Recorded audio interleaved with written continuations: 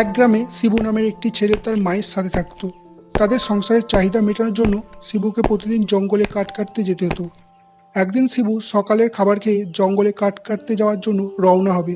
এই সময় তার মা বলল, বাবা, জঙ্গলে যাচ্ছিস? সন্ধ্যের আগে বাড়ি ফিরে আসিস। আচ্ছা মা, আমি সন্ধ্যের আগেই বাড়ি চলে আসব। এরপর শিবু জঙ্গলে কাঠ কাটতে চলে গেল।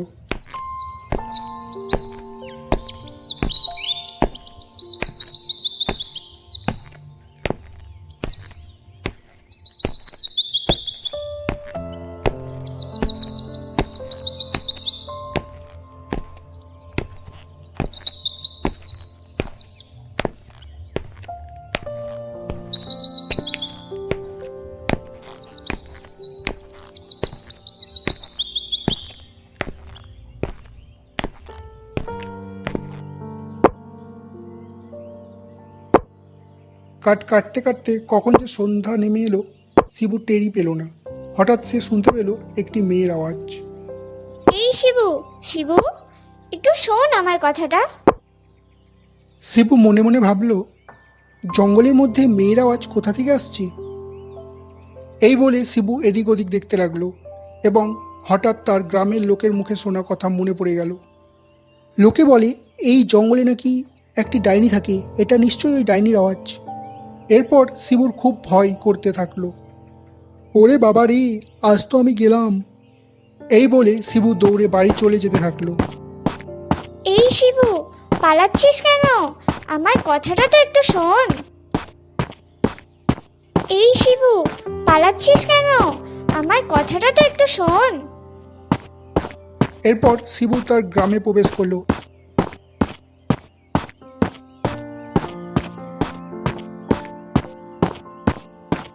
এবং বাড়ির মধ্যে ঢুকে তাড়াতাড়ি ঘরের দরজা জানালা সব বন্ধ করে দিল। এই শিবু, কি হলো রে?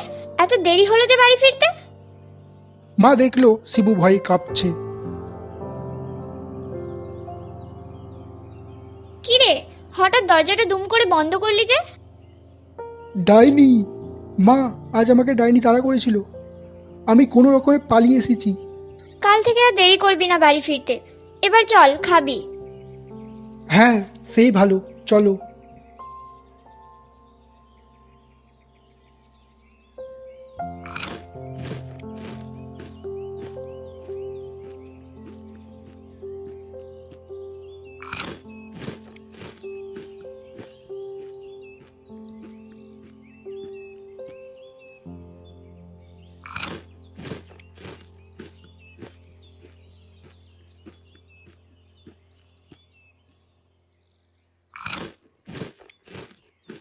এরপর শিবু খেয়ে ঘুমোতে গেল।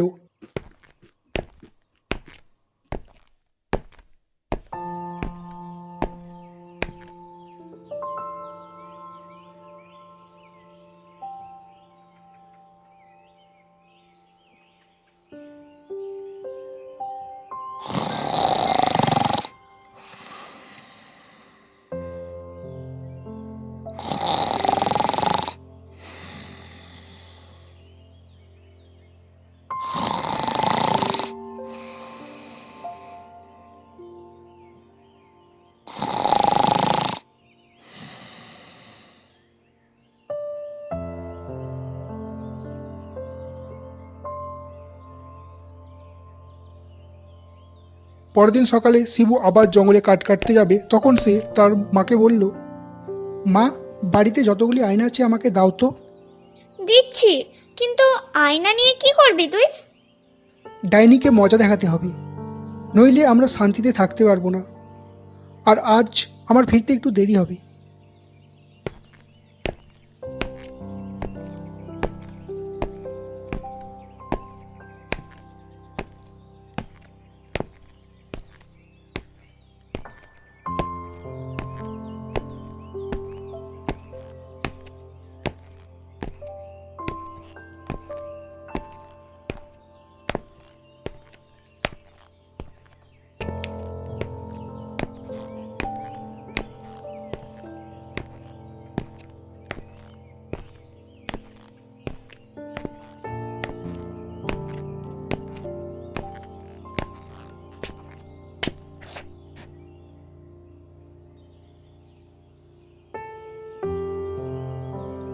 মা, আমি চললাম। সাবধানে থাকিস বাবা। এই বলে শিবু জঙ্গলে কাঠ কাটতে চলে গেল।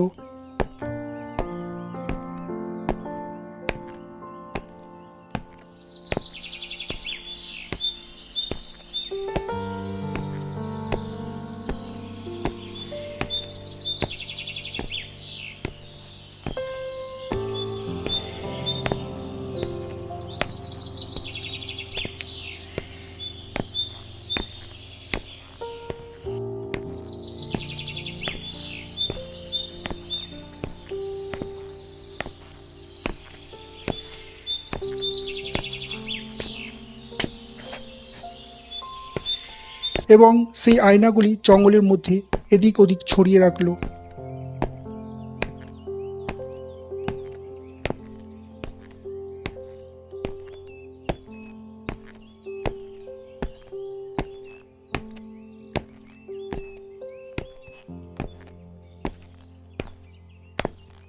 এরপর সন্ধ্যা নামলো। শিবু একটি গাছের পিছনে লুকিয়ে পড়ল। ডাইনি রাতে এদিক ওদিক বেড়াতে থাকলো।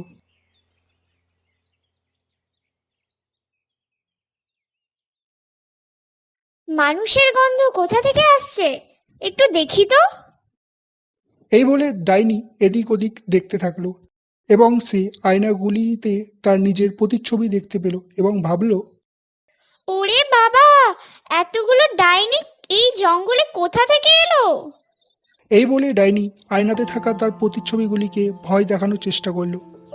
কিন্তু সে প্রতিচ্ছবিগুলিকে অন্য অনেক ডাইনি ভেবে নিজেই ভয় পেতে থাকলো। এই জঙ্গলে যে দেখছি অনেক ডাইনি আছে, তারা আমাকে ভয় দেখাচ্ছে। এরপর ডাইনি ভাবল, এই জঙ্গলে আর এক মুহূর্তও থাকা যাবে না। এই বলে ডাইনি সেই জঙ্গল ছেড়ে চিরদিনের মতো চলে গেল।